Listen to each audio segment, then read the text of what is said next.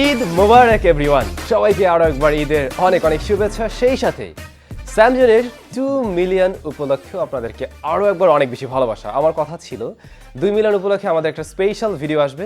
Finally সেই ভিডিওটা নিয়ে হাজির হয়ে গেলাম ঈদের দিনে, মানে ঈদের খুশি, স্যামসাংয়ের 2 মিলিয়নের খুশি। আর আপনাদের সাথে আমি রয়েছি দুবাই থেকে।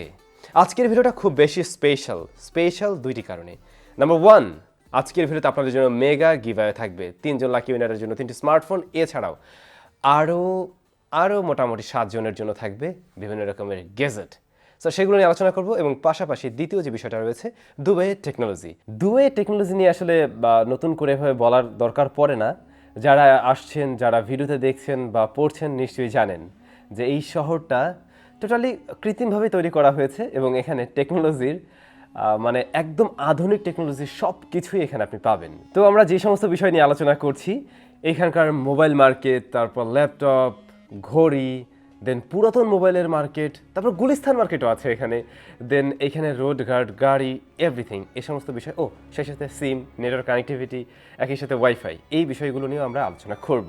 যে জিনিসটা হয়, আমরা প্রথমে একটা সিম নেই যার সাথে 7 জিবি ইন্টারনেট ছিল, আর সেই সাথে কিছু লোকাল মিনিটও ছিল। তো এটার যে দাম পড়ে তাতে বাংলাদেশি টাকায় 5,500-এর মতো, অলমোস্ট 5,500-এর মতো। তো দামটা কিন্তু কম নয়। এবং এখানে আমরা যেটা দেখলাম, ইন্টারনেট কস্ট অনেক বেশি, বিশেষ করে ট্যুরিস্টদের জন্য।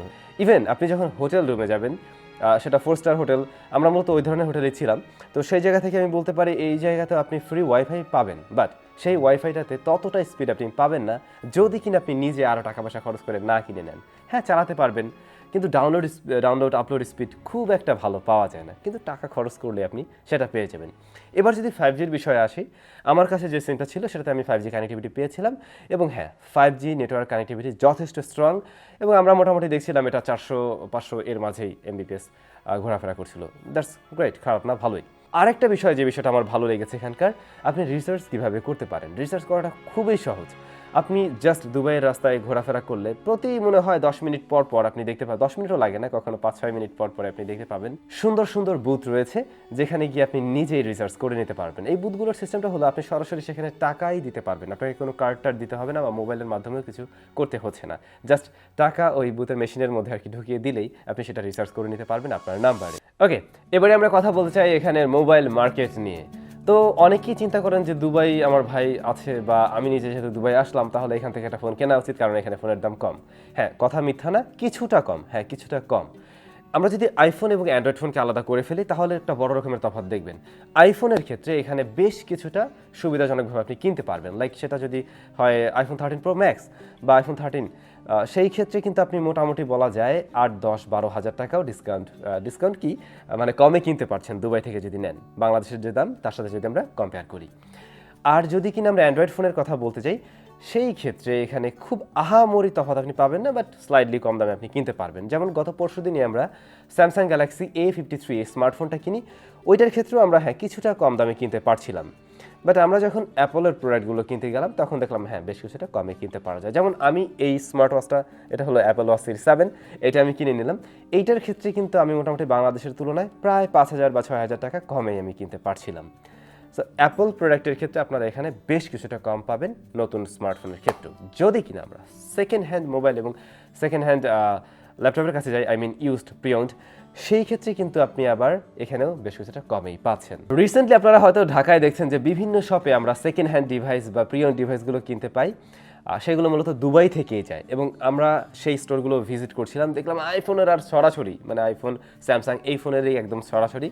এবং বাংলাদেশে ধরুন 35,000 টাকা বা 30,000 টাকায় আমরা যে সেকেন্ড হ্যান্ড বা প্রিওন্ড ডিভাইসগুলো পাই, সেগুলো এইখানে আমি দেখলাম আরও প্রায় 5,000 টাকার মতো কমে পাওয়া যায়। তো এইখান থেকে যারা নেয় তারা নেওয়ার একটা কষ্ট আছে অবশ্যই, এয়ারপোর্টের বিষয় আছে, সব কিছুর পরে হয়তো কিছুটা লাভ করতে চাইবেই, যে কারণে বাংলাদেশে আমাদের আরেকটু বেশি দিয়ে কিনতে হয়। এরপরে ল্যাপটপের ক্ষেত্রেও সেরকম। আমরা বাংলাদেশে কিন্তু ইউজড ল্যাপটপ কিনতে পাই যেগুলো দুবাই থেকে যায়, যেগুলো মোটামুটি দেখা যায় 30,000 টাকার মতো। বাংলাদেশ এখান থেকে যদি নেন সেটার দাম আপনার মোটামুটি 25-এর মতো পড়বে, মানে ওটার ক্ষেত্রেও 5,000 টাকার মতো কমে আর কি এখান থেকে কেনা যায়। আবার বিভিন্ন জায়গা আছে হয়তো সেখান থেকে কিনা আরও কিছুটা কমে পাবেন। আমি তো আর ওই সমস্ত জায়গাগুলো চিনি না, আমি মোটামুটি আমার আশেপাশে যে সবগুলো রয়েছে সেখানেই খোঁজ করছিলাম। এরপরে আমি একটা ব্যাপারে বলছিলাম যে গুলিস্তান মার্কেট। হ্যাঁ, এখানে আমরা একটা গুলিস্তান মার্কেট খুঁজে পেয়েছি, যার ব্যাপারে একদম ডেডিকেটেড একটা ভিডিওই আসবে আমাদের চ্যানেলে, দুবাইয়ের গুলিস্তান এরকম কোনো শিরোনামে আসবে অবশ্যই। তো দুবাইয়ের গুলিস্তান হলো, এখানে একটা মার্কেট আছে যার নাম হলো ড্রাগন মার্ট, এবং ওখানে চাইনিজ যত প্রোডাক্ট রয়েছে সব কিছুই অ্যাভেলেবেল থাকছে। যেমন ধরুন এই যে অ্যাপল ওয়াচের কপি, তারপরে এয়ারপডসের কপি, তারপরে মনে করেন আমরা যে 5, 10, 15 টাকায় যে ফ্যান পাই মোবাইলের সাথে ব্যবহার করার জন্য, এ থেকে শুরু করে মানে জেড পর্যন্ত সব কিছু ওখানে অ্যাভেলেবেল রয়েছে। সোজা কথা চাইনিজ সব কপি জিনিস ওখানে অ্যাভেলেবেল আছে। হ্যাঁ, অরিজিনালও আছে। তবে ওইখানে ভালো লাগার মতো জিনিস আমি খুঁজে পেয়েছি, সেটা হলো লাইটিং সেট আপ। ডেকোরেশনের জন্য আমরা যে লাইটগুলো খুঁজে থাকি, যেগুলো বাংলাদেশে অনেক পাওয়া যায়, বাট এইখানেরগুলো একদমই স্পেশাল। আমি আমার স্টুডিও সেট আপ করার জন্য আরও বেশ কিছু লাইট এখান থেকে কিনে নিলাম, যেগুলো আমার কাছে খুবই ভালো লেগেছে। সো যারা ডেকোরেশন পারপাস কোনো লাইট কিনতে চান, ডেফিনেটলি আপনি ওই জায়গাটা ভিজিট করতে পারেন যদি আপনি দুবাই এসে থাকেন। বাই দ্য ওয়ে, একটা ব্যাপার আমি মিস করছিলাম, আপনি চাইলে এখান থেকে মোবাইল ফোন এক্সচেঞ্জও করতে পারবেন। দুবাই সিটি হ্যাঁ দিনের বেলা অবশ্যই অনেক বেশি সুন্দর, কিন্তু তার চাইতেও বেশি সুন্দর আপনি খুঁজে পাবেন রাতের বেলা, বিশেষ করে লাইটিংয়ের কারণেই। বড় বড় বিল্ডিংগুলো রয়েছে এবং প্রত্যেকটা বিল্ডিংয়ে এত সুন্দর লাইটিং সেট আপ তারা রেখেছে, যেটা আসলে না দেখলে আপনি হয়তো বুঝবেন না। ভিডিওতে আমি শেয়ার করার ট্রাই করছি, বাট আমি জানি না ততটা ভালো বুঝবেন কিনা। তো এই যে লাইটিং সেট আপ, এটা অবশ্যই টেকনোলজির অবদান, এবং তারা সেটাকে একদম প্রপারলি ঠিকঠাক ওয়েতেই ব্যবহার করতে পারছে। যেহেতু রাতের প্রসঙ্গে চলে আসলাম, আরও কিছু বলা যায়। যেমন রাতের বেলা আপনি যদি দুবাইয়ের অলিতে গলিতে ঘোরাফেরা করেন, সেই ক্ষেত্রে দেখতে পাবেন অনেক পাকিস্তানি আছে, তারপরে ইন্ডিয়ান, যারা আপনাকে ডাকবে, বলবে তার কাছে অমুক প্রোডাক্ট রয়েছে, তমুক প্রোডাক্ট রয়েছে। যেমন সেদিন আমরা আসছিলাম যখন, হঠাৎ করে একজন পাকিস্তানি ভাই আমাকে ধরলো, বললো তার কাছে এয়ারপড প্রো আছে। তো আমি বললাম দেখা যাক। তো বক্স দেখে আমরা তো বুঝে নিয়েছি এটা আসলে কপি জিনিস, কিন্তু সে বারবার বলছে এটা অরিজিনাল, আপনি চেক করে নিতে পারেন, গান শুনে নিতে পারেন। তো ভাবলাম তাহলে একটু বাজিয়েই দেখা যাক তাকে। দেন তাকে দিয়ে তার প্যাকেটটা খুলিয়ে আমরা একটু গান টান শুনলাম, এবং ফাইনালি সেটা কপি। তবে একদম টপ লেভেলের কপিও না, কয়েকটা লেভেল পরের ধাপ। সে আমার কাছে 100 দিরহাম চাইলো, মানে এই দেশের কারেন্সিতে 100। সো পরে বললো আপনি কত দিবেন, মানে বিক্রি করবেই। আমি পরে বললাম ভাই এটা তো কপি, বাট তারপরেও সে বিক্রি করতেই চাইবে। তো এটাও টেকনোলজি পার্ট, যে রাতের বেলাও আপনি এই ধরনের টুকটাক কিনতে পারবেন এখান থেকে অলিতে গলিতে, কিন্তু অবশ্যই বুঝে নিতে হবে যে সেগুলো ফেক কিনা। বাই দ্য ওয়ে, একটা ব্যাপার আমার খুবই ভালো লেগেছিল এর রাস্তায়, সেটা হলো এখানে ইলেকট্রিক স্কুটারগুলো খুবই প্রচলন রয়েছে। তো আমরা মানে দেখলাম যে স্কুটারের জন্য একটা রাস্তা করেও দেওয়া হয়েছে, প্রত্যেকটা রোডের পাশেই থাকে। এবং এই জিনিসটা আমি আসলে কেনার চিন্তা ভাবনাও করছিলাম। এর দাম এখানে মোটামুটি 600 থেকে শুরু হয়, 600 থেকে 1100-র মধ্যে বেশ ভালো পাওয়া যায়। তো এগুলো এক চার্জে কোনোটা 20 কিলোমিটার যায়, কোনোটা নাকি আবার 25-30ও যায়, কোনোটা 15 যায়। জিনিসটা খুবই ভালো লাগছে, আমার নেওয়ারও ইচ্ছা ছিল, আমি নিতামও, আপনাদের জন্য একটা রিভিউ আসতো। কিন্তু সমস্যা হলো এয়ারপোর্টে ঝামেলা করে, সেখানে বড় অঙ্কের ট্যাক্স আসবে। এই জিনিসের যে দাম তার চাইতেও বেশি ট্যাক্স আসবে বাংলাদেশের অবস্থা। সো ওই কারণে আমি আর নেওয়ার সিদ্ধান্ত থেকে দূরে সরে আসছি।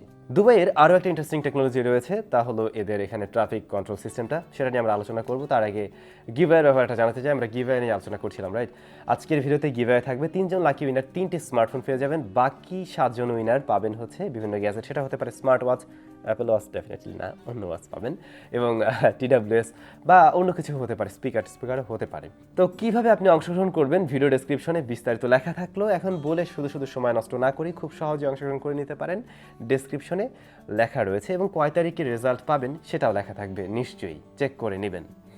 ওয়েল, আমরা বলছিলাম দুবাইয়ের রোডের যে কন্ট্রোল সিস্টেমটা বা এখানে ট্রাফিক কন্ট্রোল সিস্টেমটা কিভাবে হয়। আমি এতদিন যাবত এখানে আছি, এখন পর্যন্ত একটা পুলিশ বা ট্রাফিক পুলিশকে আমি দেখিনি, বাট একদম ট্রাফিক কন্ট্রোল সিস্টেমটা খুব ভালোভাবেই কন্ট্রোল হচ্ছে বলা যায়।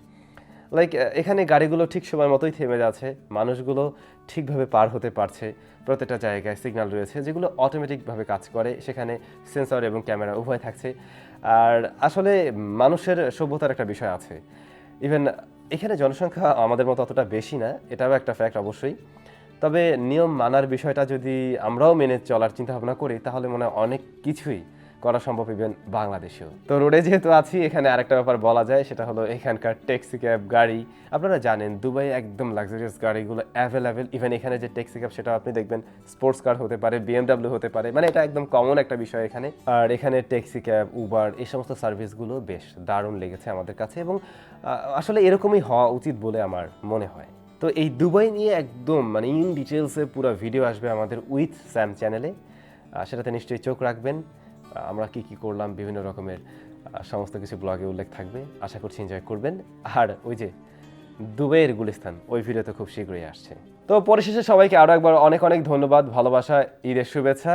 ধন্যবাদটা আমাদেরকে যে 2 মিলিয়ন এর মাইল ফলক স্পর্শ করার সুযোগ করে দিলেন আপনারা, বা আপনারাই আসলে এখানে আমাদেরকে নিয়ে আসছেন। এজন্য সবাইকে অনেক বেশি ভালোবাসা, অনেক বেশি ধন্যবাদ। আশা করছি একসাথে আমরা আরও অনেক দূর এগিয়ে যাব। আর খুব শীঘ্রই আরও ইন্টারেস্টিং ভিডিও আপনাদের সাথে দেখা হচ্ছে। ভালো থাকুন, টাটা।